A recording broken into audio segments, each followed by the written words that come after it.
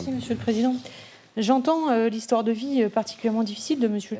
J'entends aussi son besoin de reconstruction.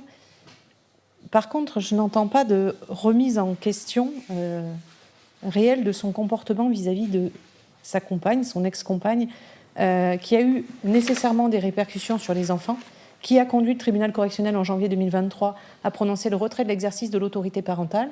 Et aujourd'hui, on n'a pas de réflexion de monsieur sur les conséquences traumatiques des violences commises sur madame, sur ses propres enfants. Ce qui est problématique, puisque justement, on a cette histoire de vie, parce que justement, il va parler de sa propre souffrance vis-à-vis du fait qu'il a été victime dans son enfance, mais par contre, la sphère de ses enfants et des conséquences traumatiques des violences commises sur madame, eh bien, elles sont totalement annihilées.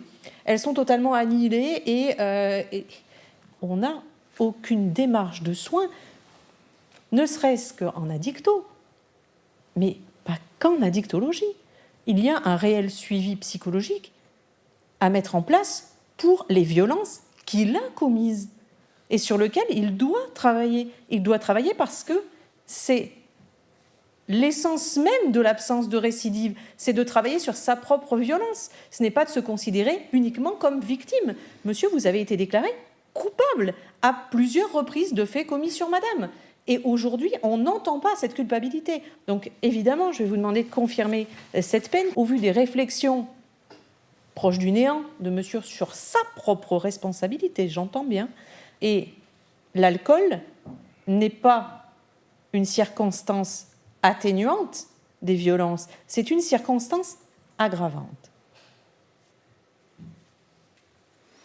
Vous avez la parole, monsieur, en dernier. Donc, qu'est-ce que vous souhaitez nous dire? Bien sûr que je me sens responsable. Je me réveille la nuit en y repensant tous les jours et vous me dites que je ne me sens pas responsable. Je trouve ça très injuste. Et j'espère que vous me laisserez voir mes enfants de temps en temps, quoi. Je ne sais pas quoi vous dire d'autre. D'accord. Moi, je suis anéanti. Ma vie, c'est le vide intersidéral maintenant. Et si je ne vois pas mes enfants, je ne sais pas ce que je ferais, quoi. J'ai demandé pardon à mes enfants, à ma femme, à tout le monde, mais moi, je ne me pardonnerai pas. Vous me croyez ou pas, c'est bien. Là, j'ai rien d'autre à dire. Très bien, monsieur. Je pense qu'on a bien compris ce que vous vouliez nous dire. Voilà. Au revoir, monsieur. Au revoir.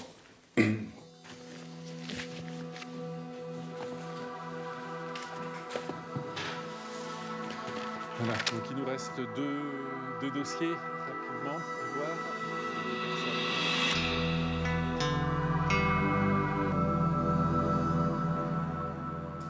Alors que la lutte contre les violences conjugales et intrafamiliales est considérée comme une cause nationale, les juges disposent de nombreux moyens pour les sanctionner à leur juste valeur. C'est ce que nous allons voir avec nos deux invités. Maître Isabelle Steyer, vous êtes avocat pénaliste au barreau de Paris et spécialisée dans le droit des femmes et des enfants victimes de violences. Et Elisabeth Philipponnet, vous avez été juge d'instruction, vous êtes aujourd'hui présidente de chambre d'appel correctionnel à la cour d'appel de Besançon. Alors, dans la dernière affaire, nous sommes face à un homme qui est condamné à 4 mois de prison avec sursis, c'est-à-dire suspens au-dessus de sa tête, alors qu'il avait des antécédents. Comment on peut interpréter cette décision?